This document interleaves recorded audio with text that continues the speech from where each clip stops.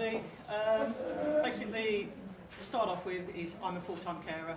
I've got 3 children with disabilities, 2 severe and complex needs, one of them being life limited. Become a carer 18 years ago. Now, one of the struggles I found while being a carer is that there's no support for you as a carer.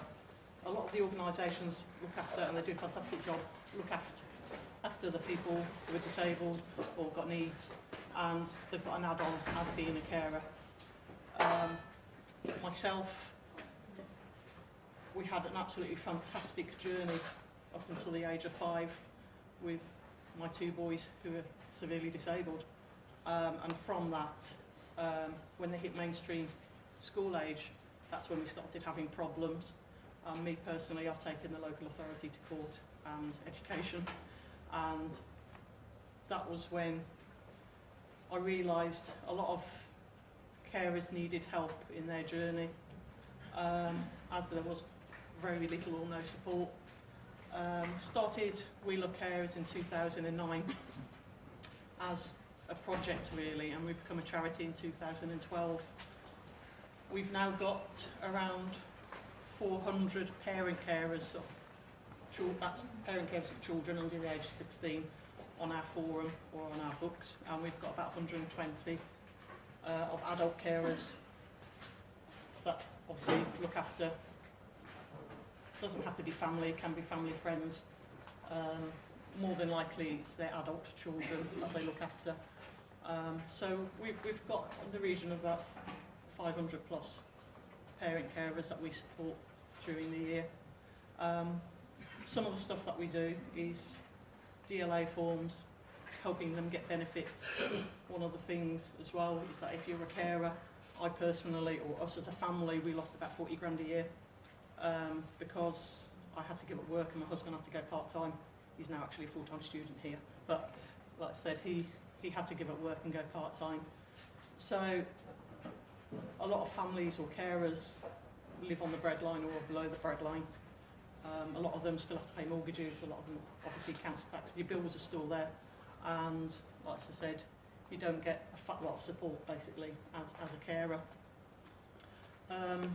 So for me personally, it's making sure the carers get the right benefits so that they are able to continue the caring role and be able to support the person that they're caring for. It's also signposting to wonderful charities, whatever over there, that also look after the people or the persons with the disabilities and the additional needs that need support. So for us, it's basically looking after carers and signposting to other organisations who probably do a better job of looking after the people that they support. One of the things we do from that is that we run play schemes for children. This is where the volunteering role comes into it. We run play scheme every Saturday, and it started off for children who couldn't get support. If you've got a child with a severe need, you get something called direct payments. I don't know if you've heard of it. And basically that allows you to employ somebody as a PA and come in and help you look after that child. 9 times out of 10, if you're in mainstream school, your child's not severe enough to get those direct payments. And again, that's something you could all look at if you're interested, is PA work. And like I said, it's personal assistant basically, and you go in and you help the family look after that child, and you do actually get paid for that role.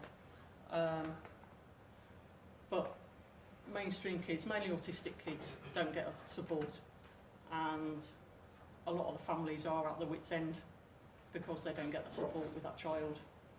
Sometimes that child could have 32 hours support in school and no support at home because they're deemed not disabled enough. So what we do is we run a play scheme every Saturday for a couple of hours, but it gives that carer the respite that they need. It's from 5 to 12, and we take siblings as well. So therefore, carers can go and do some shopping, they can go and have a kick. They might have been up all night with that child, and basically it allows them to maybe have some time with their sibling and do activities that they probably won't be able to do with the autistic child that's with them. Now, we probably have about 25 to 30 children on Saturday, and it's any disabilities. So my lad who's a spastic quadriplegic, the other one's autistic, they both come along. It makes no difference what disability, as far as we're concerned. If you're a carer, you need that break. So we put that on every Saturday, apart from the summer holidays and Christmas. We also run other play schemes on a Sunday. We do under fives play schemes where parents stop with the children. We also run toy libraries where parents can come along,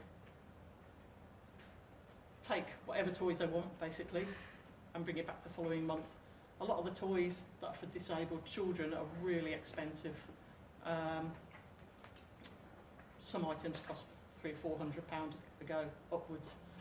What we've got is the ability for them to borrow the toys, let the kids play with them for how long as they want. Normally they bring it back the following month, and like I said, enables the child to have that variation of toys or specialised toys that they need to play with. Our main play, or our main concentration, is over the summer holidays.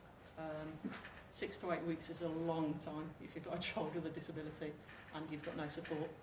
At least term times they can go off to school and you've got that bit of a break to do various meetings, hospital appointments, whatever. Summer holidays, they're with you 24/7. We run two play schemes, one for the Saturday kids who need additional support but don't need a full one-to-one, and both of them run for 14 days. And that play scheme is basically supervision of the kids and make sure they interact, teaching them social skills and watching them make friends basically, encouraging them to make friends, something that they don't tend to do, especially being autistic. The other play scheme is for profound and multiple complex children, disabilities. These are children that need one-to-one support. We have a nurse on site, we have 2 play leaders, or 3 play leaders, sorry, and we have Gemma over there, he won't come up, he's our play manager. Basically, every child that we have, and we have 30 children per day, has one-to-one support. And like I said, their disabilities range from Prader-Willi, spastic quadriplegic, severe autism, genetic issues. A lot of them are non-verbal, a lot of them have got extreme challenging behaviour, and a lot of them are great fun. And that's it. If you ever want to get a good experience of working with kids with disabilities, they're the ones to go for, because you unlock so much, not for yourselves, but within that child, and for them to be able to connect with you, and even the simple things of them giving you a book and wanting them, you to read that book to them, or we've got a couple of blind or visually impaired kids, for them to take your hands and start signing and doing stuff with you. That is absolutely amazing feeling. And like I said, to get that connection between severely disabled children and yourselves is an absolute joy. And like I said, that's something that you wouldn't be able to get normally without working with these children.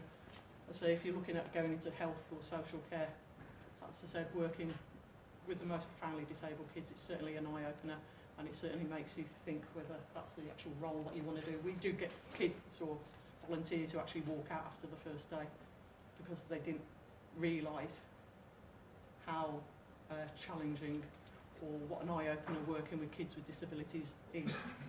It's okay sitting here and going to college, and I'm sure the tutors will tell you what it's about, but until you actually do it yourself, like I said, it does make you wonder whether you're actually doing the right role. And we've found some absolute gems, as in volunteers, that come and do this work. And they've gone on and they're now special needs teachers, they're doctors, they're nurses, and like I said, they've actually taken to this job or taken to the volunteering, and they're still coming back year after year because they actually enjoy working with the children that they work with like I said, they found the actual vocation that they want to do. So it doesn't have to be with us, it can be with any of the people sitting over there, to actually go and volunteer. Broadens your horizons. I've spoken to quite a lot of physios, OT, speech and language, and one thing they do say is that when you leave college or university, is that if you're all coming out with the same sort of results, a 2-1, first whatever, one of the things that they look at is your volunteering role and what you've done in that volunteering role, because what you've done is actually put yourself out to go that step further and actually learn something else apart from what you're doing within university. And like I said, to be able to volunteer is probably one of the best things that you could ever do within your university life. So consider any role. Like I said, you'll get enjoyment out of it, and like I said, it not only furthers yourself as a person, but it also furthers your career in whatever you want to do work-wise. So, any questions? Yeah. What area do you actually do your work in? Dudley, sorry. Dudley. Yeah, we work predominantly in Dudley. And can families living outside of Dudley join your group as well? Yeah, yeah. We're not governed by finances like a lot of charities now. Obviously, if Dudley pay us to do some work, we have to use the Dudley figures, as in postcodes, etc. But yeah, we'll quite happily accept anybody. Carers are carer as far as I'm concerned, and if they need support, we'll give it them. So yeah. Anything else? Wonderful. Thank you, Rachel. No, thank you.